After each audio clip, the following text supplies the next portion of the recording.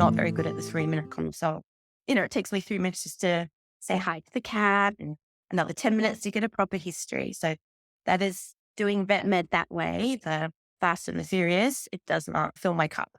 I love what I do and I really want to be good at it and I want to be thorough. So it really works for me. I love it. Hi guys, and welcome to the House Call Vet Cafe podcast.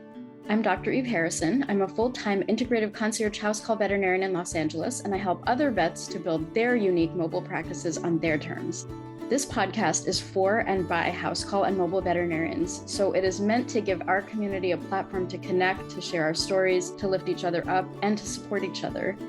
Most of us work solo as lone wolves, right?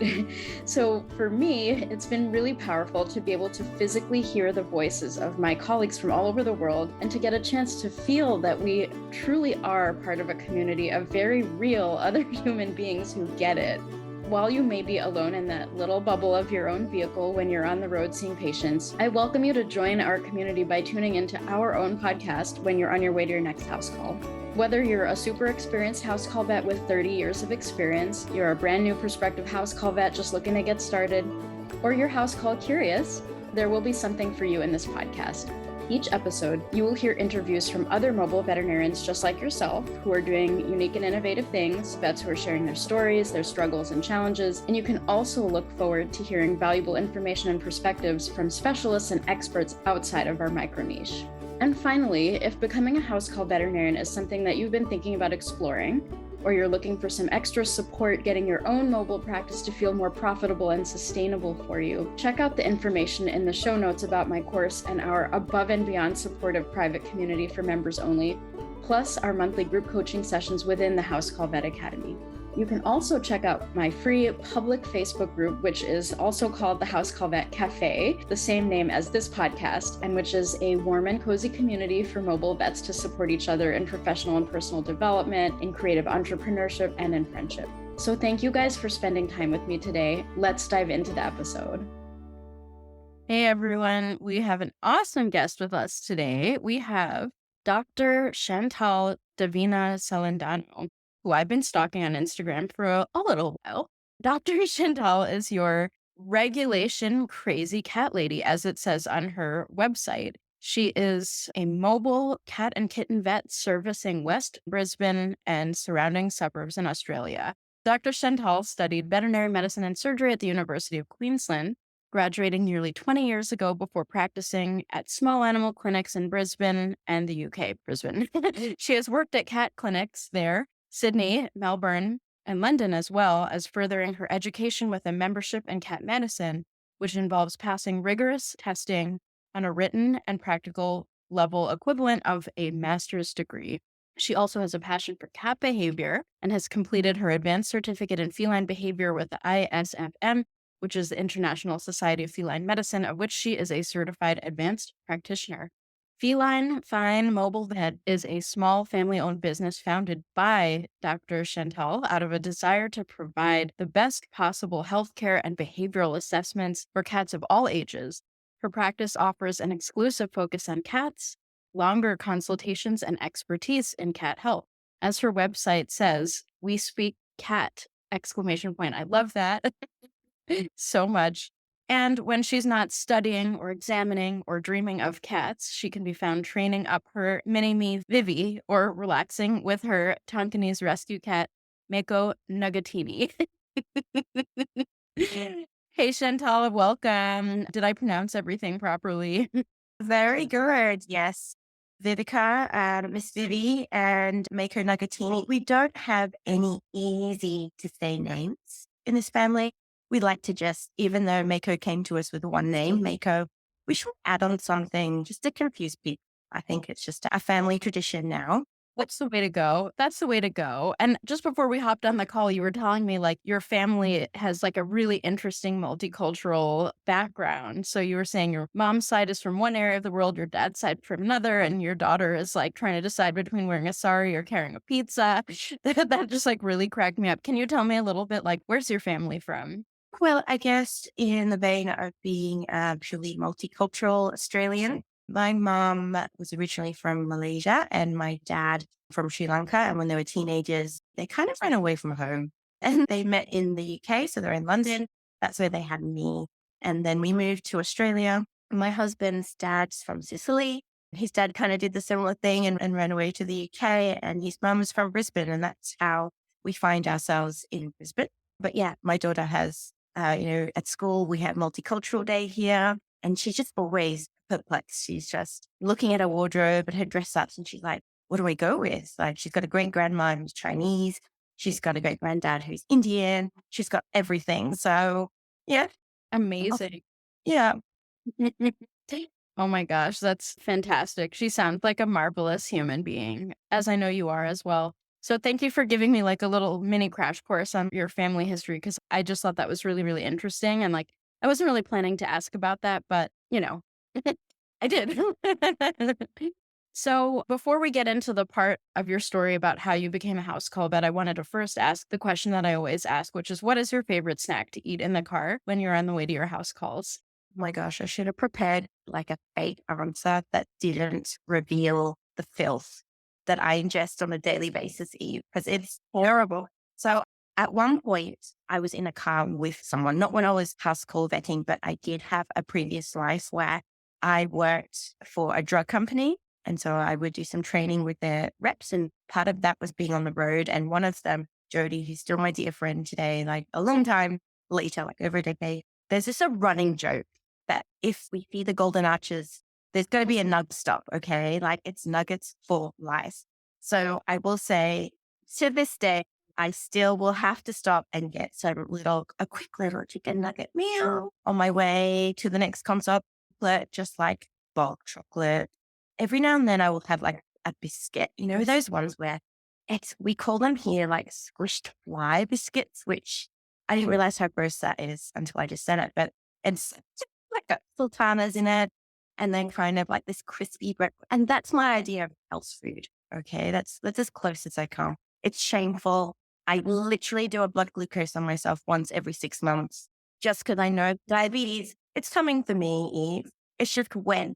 That's absolutely hilarious. And I subscribe. I should be doing the same thing because I have like a massive sweet tooth. Like I eat, oh God, like, yeah, ice cream, gummy bears, like, oh yeah. So I relate to it. And I'm sort of just like, it's not a matter of if, it's a matter of when the diabetes hits, It's like, oh shit, here we go. That's so funny.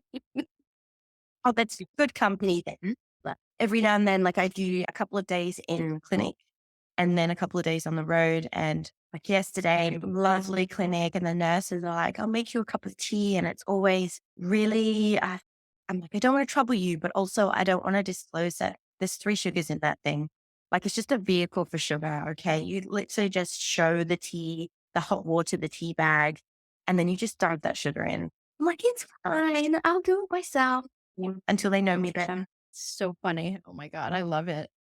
Ah, okay, so now tell me. So you're obviously a very interesting person with an awesome sense of humor and a real vision. Like you're obviously also like a creative and artistic person. So I'm kind of curious how all of that led you to house call practice, working with cats, and yeah, just would like to explore that aspect of your story a little bit. It's a really windy road.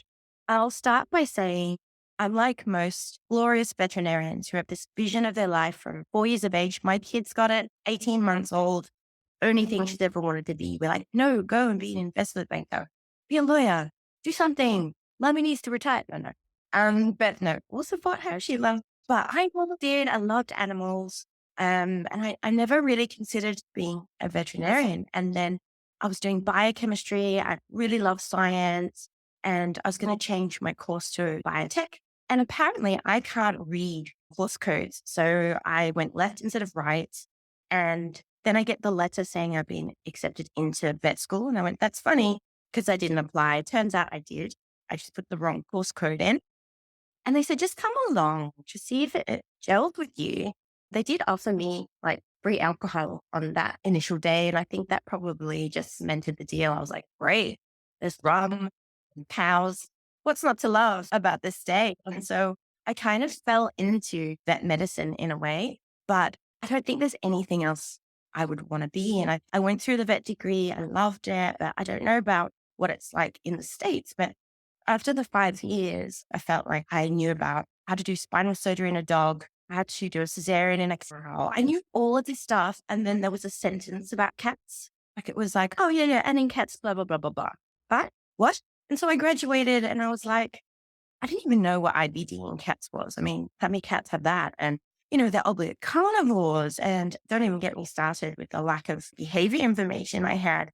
So I went straight into doing an internship at a local cat clinic here. And that was really eye-opening. Like it was a bit of a baptism by fire because, you were there for like 72 hours at a time. But I learned so much. And it was a case of the more you know, the more you know you don't know. So it kind of whet my appetite. And then after that, I mean, the circuitous trip to hospital land, but I didn't even know that hospitals were a thing, honestly, for so long. It was just, you have this path and you go and work in a clinic. And I worked at a few places. There was this lovely old gems at the Gold Coast, which is about an hour and a half south of Brisbane where I live. And it's beautiful, beachy vibe. One looks ridiculously perfect, so I could never live there. But there's this guy, he was amazing. He just had this old converted house by the beach.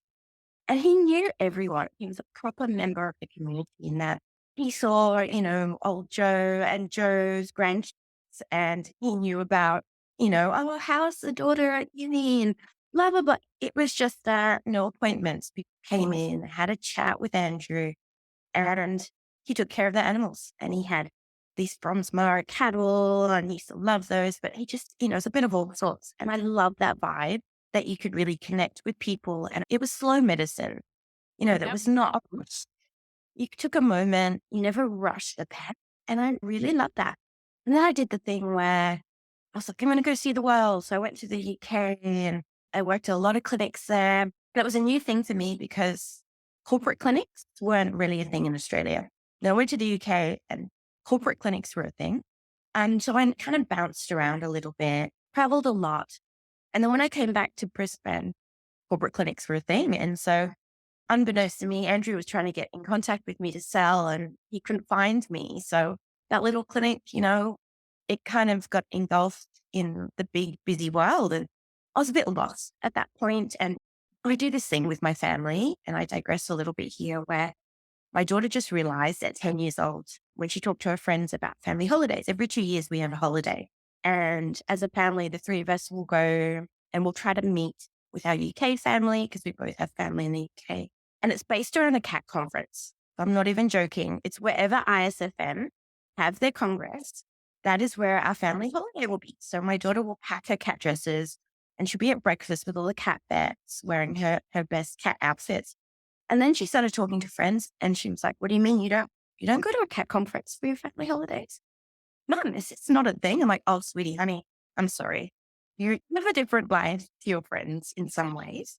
So yeah, I dragged the whole family back to the UK for a couple of years so I could work at the cat clinic there, which was amazing. It was a sole charge. Sleep there overnight if you've got a patient in hospital, really hands-on and really kind of thinking about the behavior side of things with cats because they were all over that. And that set me down the path of wanting to do more study. So for like 15 years, I've been writing a textbook. It's for me. And it's literally like 200 pages on gastroenterology in cats, 150 pages on dermatology. So I've got about 12 volumes. It's terrible. I should really have it on an iPad because it's going to do a disc one day. I carry around this like 10 kilos of security blanket with me. But so I did my membership in Feline Medicine and that was amazing. And now I mentor people to pass their tests and I love that. And then I did my behavior certificate and now I just want to do more behavior because it's just, you don't even think about these things. And that kind of set me on the path of us calling because I get people to take videos of their cats, their movements. You get them in a clinic and it's very timed. You've got 15 minutes, you're 20 minutes if you're lucky. The cat's not roaming around in that time. They're generally sitting at the base of the carrier, just wanting to not be there. Or you've spent 5 minutes cleaning up their vomit, the diarrhea, all of the things for triple threat, the urine as well. And I started just going to people's homes on my days off and going, let me just, my favorite cats. And there were different cats, obviously. And I was like, oh, yeah, she's got a limp, or that litter tray is too small, just identifying all these issues. And then I got to thinking, we see cats as kittens, we give them their kitten course. Then we see them when they're 17 and they've got comorbidities up the wazoo, but we don't see them in between. We don't do any preventative work. Why is that? Why are we seeing dogs all the time? Because you can walk a dog into a clinic, but it's a whole process to get a cat into a carrier, into the car, into the clinic. And they're so secretive about things. They're predator, they're prey. They're not going to show you when they're ill. They're not going to be limping like a dog. So I toyed with the idea of doing house calls more formally for a couple of years. And then randomly, there was this lovely vet at the Gold Coast again, and she set up a fairly new mobile practice, Gold Coast Mobile Vet. She's amazing. And she needed someone to cover her for a week around Christmas. She's got two little kids. And she's like, can someone do it? And I went, I'll give it a go. And it was amazing. I mean, she's really organized. She's got a giant van. She sees dogs and cats and everything in between. And I said to her, could you give me some pointers? Because I'd like to do this on a small scale just for cats. And she was really helpful. So that's kind of how it started. Amazing. When did you get started? I feel like when I was looking through my inbox to make sure I had your email address for this, I was like, oh my God, we actually spoke in 2022. I think when you were getting started, we had briefly spoken at that time, and you must have gotten started shortly thereafter. Is that right? I think it's been 2 years or so. Yeah, about that. Amazing. Yeah, look at you now. Oh my God. I still haven't done any advertising, to be honest. It's all word of mouth. Quite nice that way because it's a very small client base, but intense. So it just is self-selecting in a way. I get a lot of referral cases and just having the time. I like to have at least an hour per cat to look at all the history as well beforehand. So the hour is just with the cat and with the owner. And then I'll probably do a half an hour at least reading all the history, getting a timeline, puzzle pieces, and then seeing the cat and then putting all the pieces together. And sometimes it's like, there's a bit of info here, a bit of info there. And then you look at the cat and you're like, you know what? I think I know what's wrong. And it's amazing to be able to fix some of these long-term cases. Cats have been vomiting for 10 years or, peeing inappropriately, trying to tell you something. And then you walk into the house and you're like, oh, I could fix this. And it's such a good feeling. Yeah, it's such a joy. I love that sort of organic process where you almost had a craving for what turned out to be house call medicine. Like you reference slow medicine. Like I talk about slow medicine a lot. And I think that is the house call paradigm. And you had been craving that. And then it was just a matter of time before like it found you. And then you were able to develop your own like unique brand of following your passions and providing for the animals that you saw as needing a little bit extra love. And I mean, it really is true. Like getting a cat into a carrier and bringing them into the clinic is literally the worst thing that could possibly exist. Like I'm so spoiled right now. My cat needs some dental work. Like she had some dental work with another house call vet in the area who's been on the show, Daniela Castillo. She's wonderful, absolutely wonderful vet. And like she went through the house call vet academy and like now has her own van. And I had her come and do the dental cleaning for my cat. And she found like a little mass and then the mass grew back because it's actually a malocclusive thing. So we need to get some teeth removed and stuff. But like she came and it was so good just getting her in the carrier, pain in the ass, but then like not having to drive her for another like 30 minutes. I was like, oh, this is a million times better. But even so, like getting in the carrier, what a mess. And then now I got to probably bring her to an oral surgeon. I'm like, oh my God, this is terrible.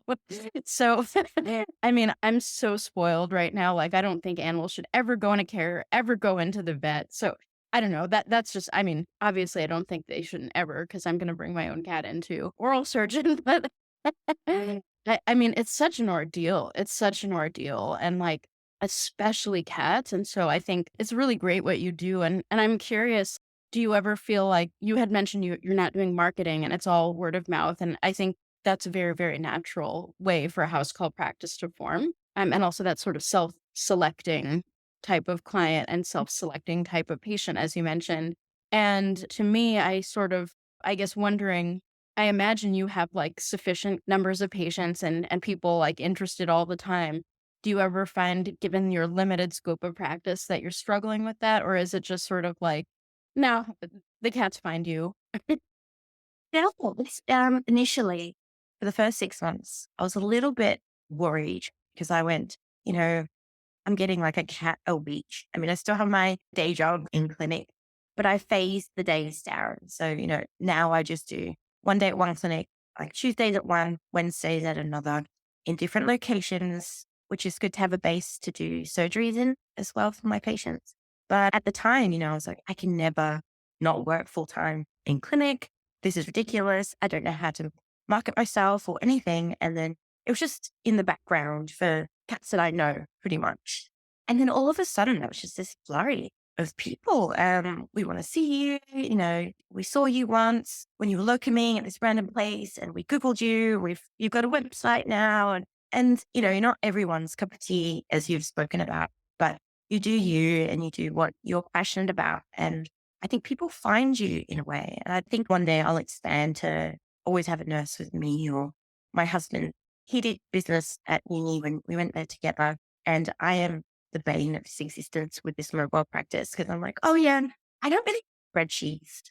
So if you could just do all of the background, getting paid, yeah, sort all that stuff out. And then I will just do me. And so he's like, oh my God, you really have to have a proper model at some point if we get any busier because it's a lot. But I'm lucky in that I have such a big network of amazing vet nurses as well, some of which aren't vet nurses anymore. They're human nurses or, they've gone into other things, but I can call on them like on Monday.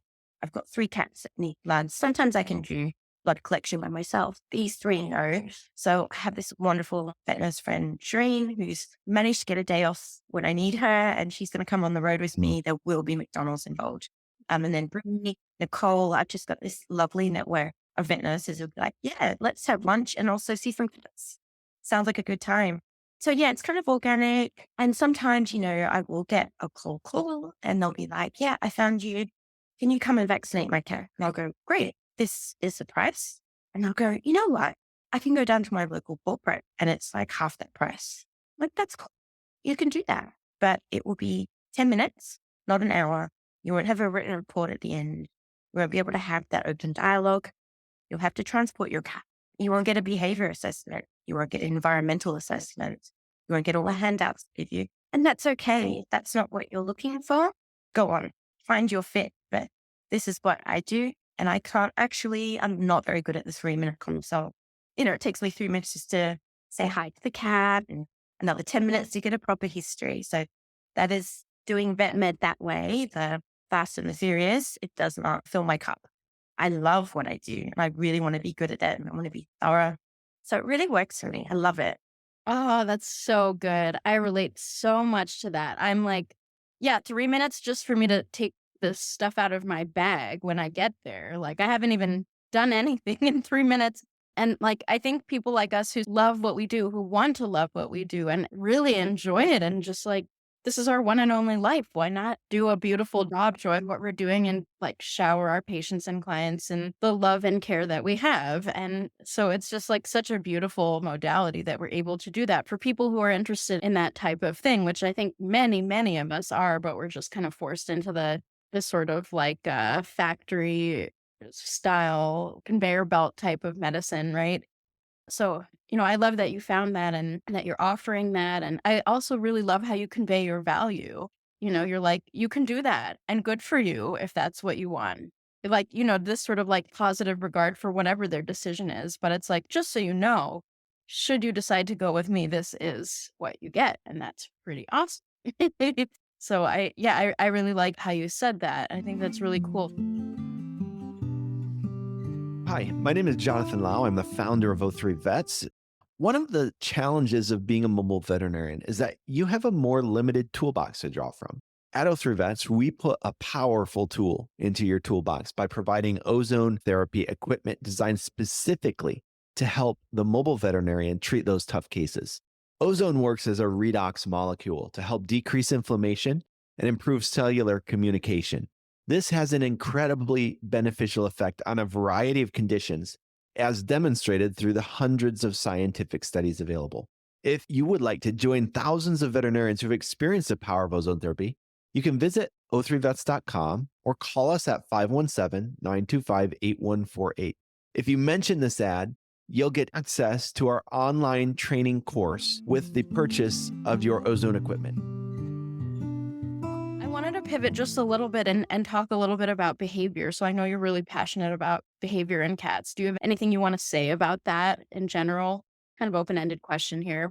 I would say that it is such an untapped resource, and I'm guilty of it myself. Like, I did the ISFM diploma and it was 2 years, and every day I learned something. I'm just watching my cat and going, I don't think I've ever thought about your tail position before. Watching cats recover from anesthetic and go, oh, look at your ears, and let's look at the Glasgow pain scale. Like, there are lots of things I never really, I guess it's so busy, really. It's a busy job. And you don't have it ingrained in your model when we graduate. There's only so much they can shove in those years. But I feel like after those 2 years, I've only touched like the tip of the iceberg, and I've got all these books and I want to do so much more reading about it. But it's amazing once you start looking into it, and it's simple little things, and it's amazing how much behavior can influence what we think is a medical condition, and quality of life and palliative care, and just trying to think like a cat. That cat's not going to tell you that litter tray is too small. It's stepping in its own wee when it's trying to turn around, and, it's just going to go and do something to try to get your attention to say, hey guys, this is not great. Or it's going to get some kind of medical disease because it's going to stop trying to urinate when it wants to. Hold on, or. So it's amazing that sometimes we as clinicians will look at the medical side of things and numbers and facts and results. But cats are their own little entity, and they're not obvious at all about anything. They're just so subtle, and we're just picking up what they're putting down half of the time. So the behaviors, I use it in every consult now. And I think, like I said, I feel like I'm a novice still after years and years of study into cat behavior. But I think it's so important. And I apologize to even my cat. My old cat passed. I'm like, oh my gosh, I didn't even consider behavior. 17 years of owning you, but we can only move forward. But it's really changed the way I practice.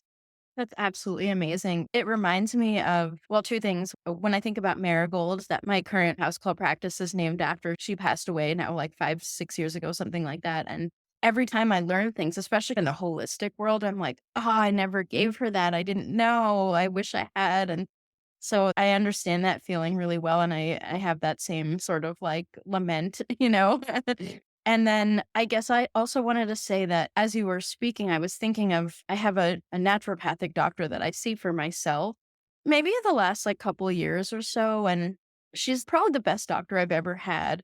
She's like really well versed in all the physical stuff. Like she knows Western medicine, but part of her paradigm of what constitutes health for a human being is like the physical body, also the emotional and the mental, behavioral, and spiritual as well. Like she's like true holistic. And I think that we as doctors, like the best doctors, are really truly seeing things in a holistic way. I don't mean like it has to be holistic in terms of acupuncture or herbs, like that, those are modalities, but the holistic mindset and paradigm of what all goes into the health and well-being of an animal, whether it's human, feline. So I love that you had that experience of understanding how pervasive something like behavior and the emotions a cat may be experiencing really, really contribute to your understanding and ability to assist in their health. So I think that's really cool. It is amazing. You stop and think of it and you find a human doctor, like you said, who will address like the nutrition, the Eastern, Western, all of the medicine and all the different aspects of it to help you as a whole. And I feel that with all animals, just like you said, it's really important. And I think a lot of people hear the word holistic and they're like, oh, I don't understand Eastern medicine. But I would love to know more about acupuncture. And we've got some great vets locally here that have a wealth of information. And I feel I need 3 or 4 more lifetimes to be able to learn everything, to be a really good cat vet. But holistic in the sense that you just want to look at all aspects to make this cat's life better. And it'll work so well. Love it. Okay, so now I'm going to shift into a little bit more like logistics stuff. Do you have any sort of favorite inventory items that you use for specifically working with cats? Like, for example, I'm just going to like brain dump a little bit. When I work with cats, I have peel away spray, I have catnip, I bring silver vine with me, I have playlists like feline music playlists, and I also use the Pet Acoustics box that's like feline specific. And of course, there's a Calm Cozy cat. Do you have any like favorites of like items and like things that you use specifically for cats? Wow, the calm and cozy. Oh my goodness.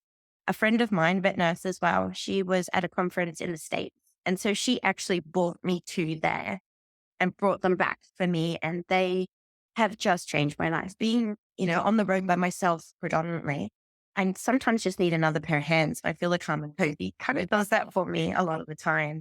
I am a shameless, crazy cat lady. So my car is tiny. It's a mini.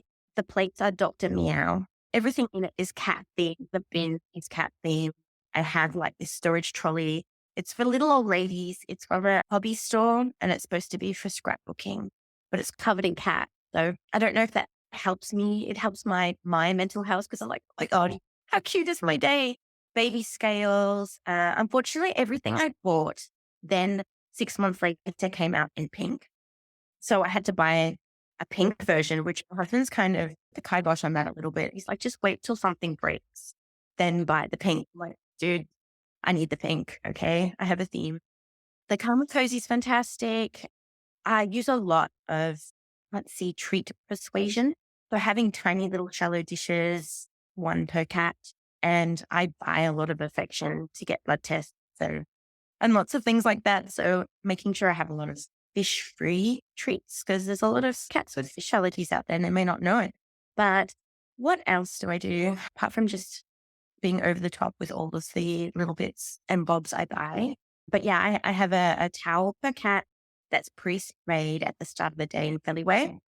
So every cat gets that and they sit on that. When I come to their house, I unpack my little bag of things. I let them have a smell of everything.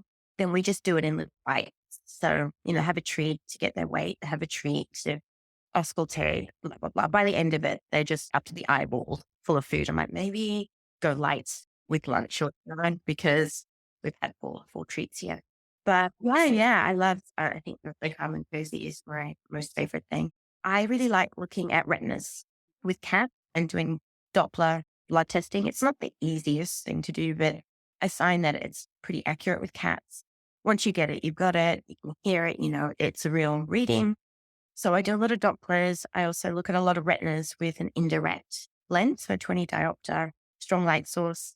And I feel you can just really, without putting your face right up to them, if they don't know you, you can just hold this lens near them and then stand away and get a really good idea. If you do need to go ahead and take a blood pressure, oh yeah, that retina looks a bit scary. Let's look at the blood pressure, if they're kind of on the fence about, do I really need to get this done? So yeah, I find that with cats, I don't have a lot of toys. I'd love to have a toner pen, but that's on my wish list. I just went to the ISFM Congress and it was ophthalmology based. So now I'm like, more toys. I need more toys. But yeah, just having those few things. So that's why I can fit everything in a very small hatchback because it's all cat sized. Yeah. But sometimes I like a big here to scoop up the cat and put them in Calm and Cozy without having to physically touch them and if they're a bit scared. Yeah. Amazing. Oh, I like that idea of having the towel and then transferring them into the Calm Cozy. That's cool. And I love that you pre-sprayed the towels with Feliway. That's awesome. That's a great tip.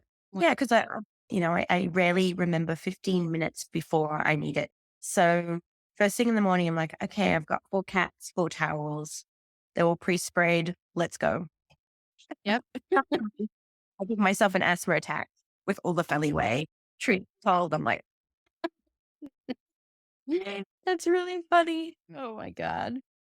choose something loud. Easy life chose me.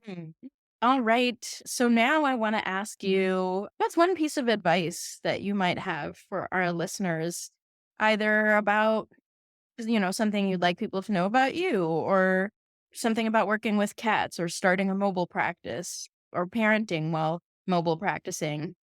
Got any little tidbits of advice? Yeah, I think a lot has already been said on your podcasts and on your Facebook chats, but being true to yourself, starting how you want to finish. I think as vets, we're very empathetic. We make every problem our problem.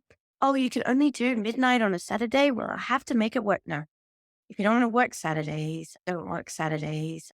Try to, I think I'm a bit guilty. When people say to me, what are your hobbies? I'm like, studying about cats. Oh, what do you do for like further education? Study about cats. What's your job? Studying about cats. I'm quite one dimensional. And unfortunately, that's not the healthiest thing in the world. So I think having another hobby, which I'm trying to work on, but so far I keep gravitating towards hobbies with cats. With, yeah, being a mom, I think doing house calls is really a great way to have more balance in life. I don't know what it's like in the States, but like on my 2 days I work in clinic, I kind of get up and go before my kid goes to school. I come home and she's ready for bed. And when I worked, longer days more frequently, it would be like 5 days before I actually sat down with her and she would have changed in that time. And that was heartbreaking. I'm like, your face looks different. You've learned something in that time and you're trying to straddle being a good parent and being present, but also being a really good vet. And I was a vet before I was a parent, but I was like, this kid, I wanted her in this world and I have to make a good human. And how do we set time aside for that? And luckily, I've been really lucky. My husband didn't really love his job at all. And I loved mine so much. So he was a stay-at-home parent for 3 years. And he's really good at that. I came home one day, he was defrosting a chicken in one half of the sink and the other half, he was underneath the sink fixing a leak. And I went, dude, this is why you're so good at this, because I can't cook and I can't do plumbing. So yeah, go you.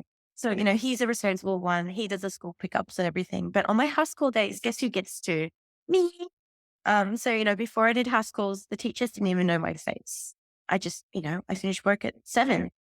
School finishes at 3. So I think it's the lovely balance. I think you can still, love your job, but you can also draw a line in the sand and then just be there for your family, which I found has really been a game changer for me. Wonderful. Wonderful. The more people I speak to and the more people I see who go into house call practice, the more convinced I am that it is really a beautiful way of finding balance if you're parenting and being a vet. That house call practice really has a unique way of allowing your cup to be full in both domains and to really have the ability to be who you want to be in both of those realms. And so that's really beautiful. It always just like makes me smile hearing about people who are parents and raising children and just like what could be more important than raising a child and watching them grow up and then also taking care of these precious animals that we love so much, and like being able to do both. Like, holy shit, that's it, right? That's it. How much better does it get, right? Exactly. And, I think vets are such passionate people and we don't want to fail at anything. We want to be the straight A student in everything all the time. And that can be to our detriment sometimes. So just simplify your day or even not all of your day, just part of your week by being able to not finish work after the sun goes down and just taking a moment. And, on the weekend, I still have to I don't have to, I choose to touch base with my house call clients, write them reports, send them stuff. But that's with my kid in the background, stopping to, explain to her about why the grass is green or whatever it is that she wants to know. Today it was, I think, something about the solar system she was talking to my husband about just before she left the school when I logged down to talk to you. But tell me how satellite works. Just being able to stop what you're doing. And I'm working, but I'm working at home. And I never thought that that would be an option for a vet. And that's why, when she was really little, I had that job working with a lovely drug company. And I know it always sounds like it's the dark side, but I could do a 9 to 5. I could work from home when she was, still feeding, and it really worked for me. And I thought I only had 2 options. One was working for a drug company, which, you got paid to research and be a nerd, which I loved, but I really missed seeing the puppy, seeing everything and that element of it. And I thought you could be one or the other. But this is a really nice way of said, still having the passion and still being able to be the A+ student and vetting, but also just being able to be an A+ or maybe I'm an A- parent some days. But yeah, it's lovely. It's such a, every day is a bit of an adventure. And, what's that saying? life is what happens when you're busy making plans and you don't have to go, well, one day I'll be able to spend time with my kid. No, it's like I can do that on a weekly basis. There'll be a couple of days where I can't, and those days may decrease with time as house calls ramp up, but it's just the day to day, is life. And you got to find the happiness in every day. And I think house calling is, for me, part of that, a really big part of it.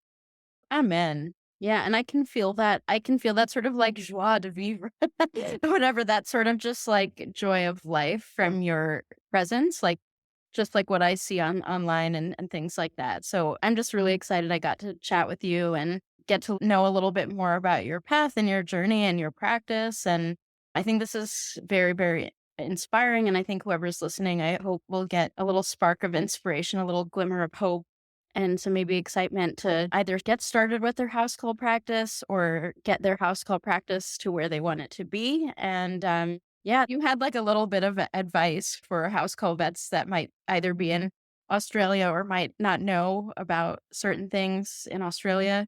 What's your advice?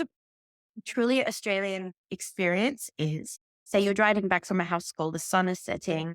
In certain areas, I mean, I'm in a urban environment, but there's still a lot of kangaroos at sunset in certain areas. And there's a road that leads to home. It's about 5 minutes away. And if the sun is setting, sun's in your eye.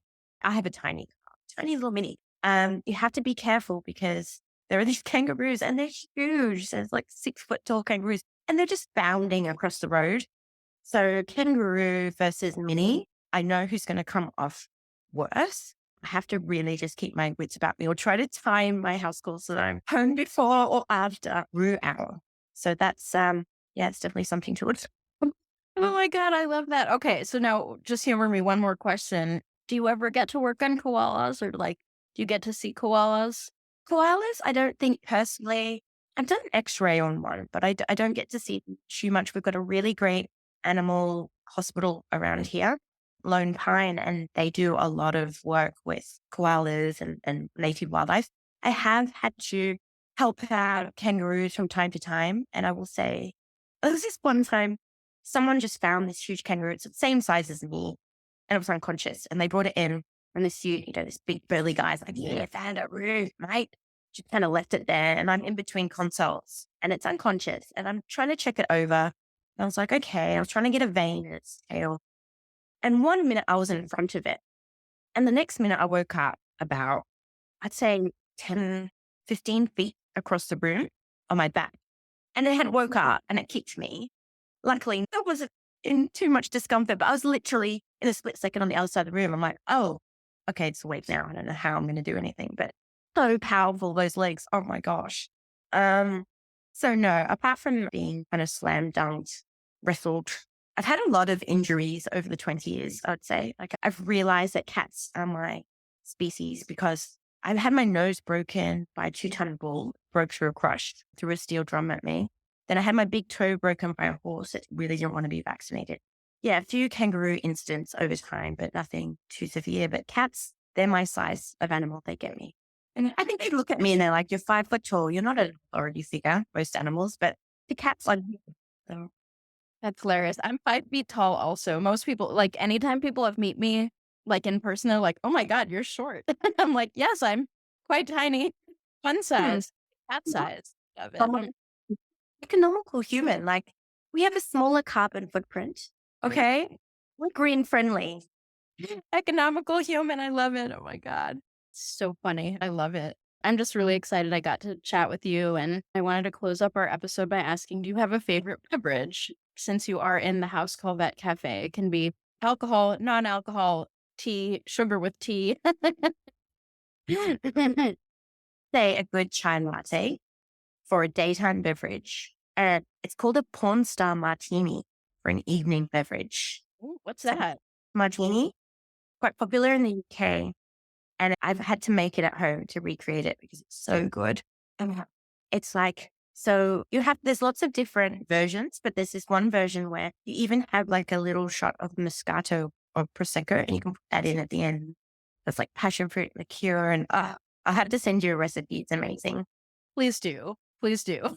Now I'm excited. Oh my gosh. All right. Well, Dr. Chantal, thank you so much for your insight and sharing your experiences and your love for cats. And can't wait to connect with you next time. Thank you for having me.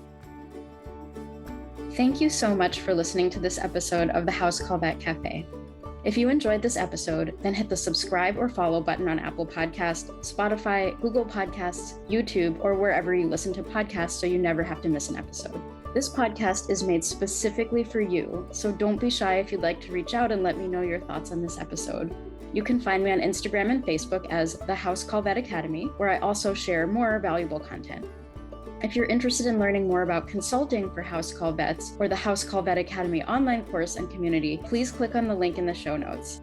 Have an amazing rest of your day, and I can't wait for you to join us for our next episode of the House Call Vet Cafe.